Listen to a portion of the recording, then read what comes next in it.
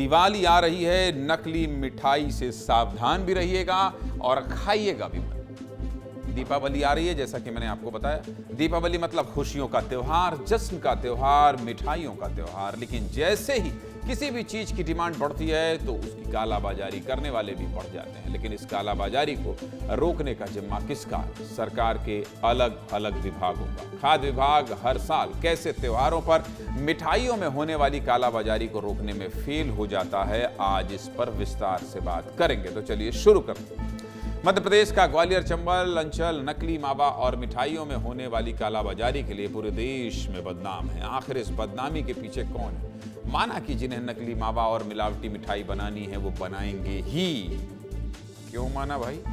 बिल्कुल नहीं बनाएंगे। लेकिन इसे रोकने की जिम्मेदारी किसकी है? अगर इसे समय पर रोका गया होता तो शायद ये बदनामी पूरे देश में नहीं पहुंचती।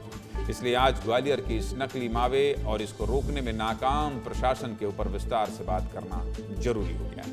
एक अनुमान के मुताबिक ग्वालियर चंबल अंचल से मध्य प्रदेश और आसपास के राज्यों से करीब 1000 क्विंटल मावा रोज सप्लाई होता है।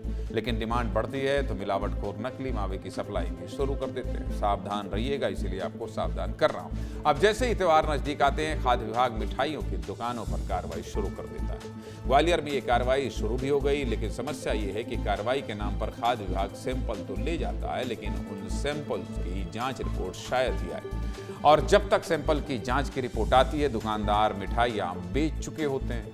मतलब आप समझ गए, खा पी के सब बिक भी जाता है और वो बेच भी चुके होते हैं और नकली चीज़ आप खा भी चुके होते हैं।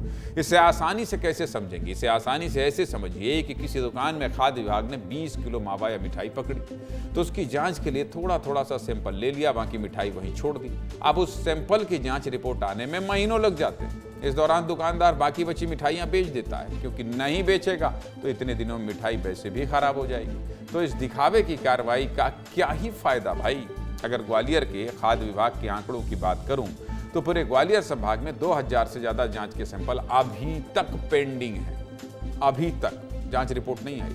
इसमें सबसे ज्यादा सैंपल मुरैना जिले में पेंडिंग है।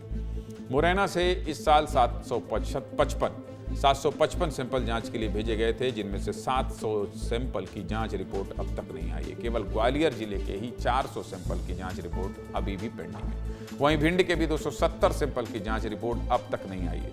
जब पहले से ही इतने सैंपल की रिपोर्ट आना पेंडिंग है तो नए सैंपल लेने का कोई मतलब ही नहीं, कोई फायदा ही नहीं।